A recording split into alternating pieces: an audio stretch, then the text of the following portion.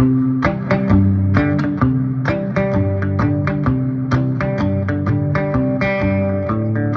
a beautiful day here in downtown LA, and we've got a beautiful guitar. It's a 1966 Jazzmaster, finished in kind of a rare color, Firemist Gold.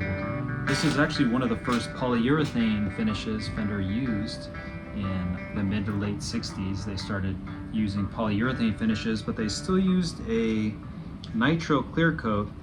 So the guitar has yellowed with age, but actually right here on the arm, it's actually worn through, so you can see some of the original color there, and then the yellowed color here. And you can also see some of the undercoat, and then there's also the fuller plast there, which is this kind of yellow sealant that they put on the wood. You can really see what went into a custom color Fender guitar, and maybe that's part of the reason why they were so much more expensive than sunburst ones.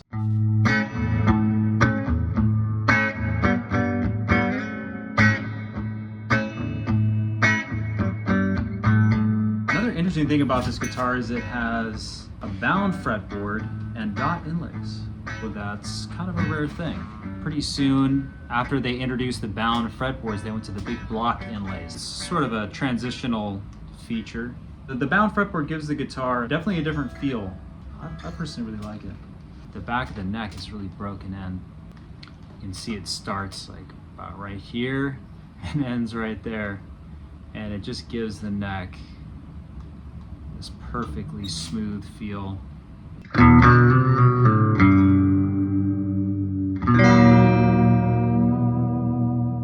As you may or may not know, in the up position here, it activates what's called the rhythm circuit, which is the neck pickup with a different set of controls that give it a darker sound.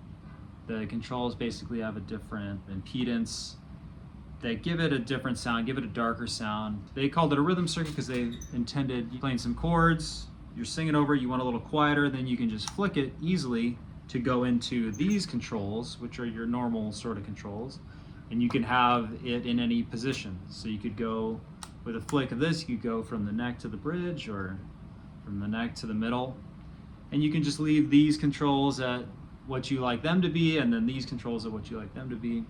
That was Fender's idea anyway. The original bridge, I don't know if you know this, when you activate the tremolo, the bridge actually moves with the strings, and the intention was that your guitar would keep its intonation as the strings moved with the vibrato. And when I got this guitar, I did what a lot of people did, which is buy a mastery bridge. And these are cool. They definitely plant the bridge more firmly in the guitar and give the guitar a little more resonance. But one thing they don't do is move. I just wanted to keep it all original. So I ended up putting that original bridge back on. I'm gonna play something here, and I'm gonna activate this switch. I found the best way to kind of activate it is maybe with your picking hand in the same motion. So as you're down picking, you can flick it down, or as you're coming back up,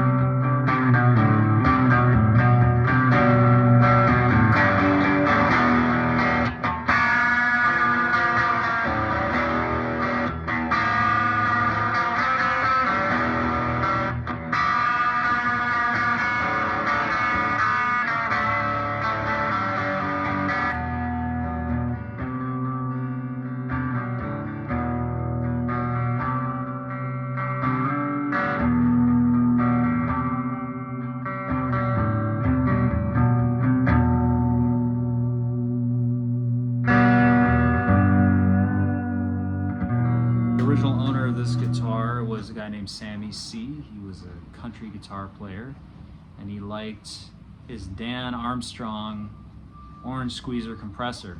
So he actually had it installed inside the guitar. And you just flick it here for on, flick it off. He used the jack from the effect and this switch. The pots are original, the switch, the wiring, everything else. So let me show you the three positions. Let's check it out.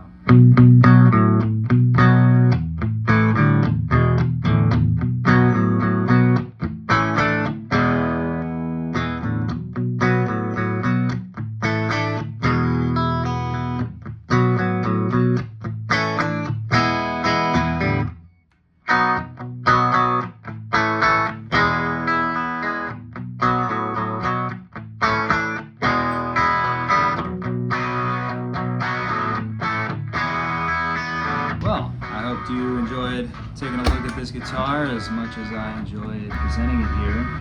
It's definitely something unique and with kind of a cool history.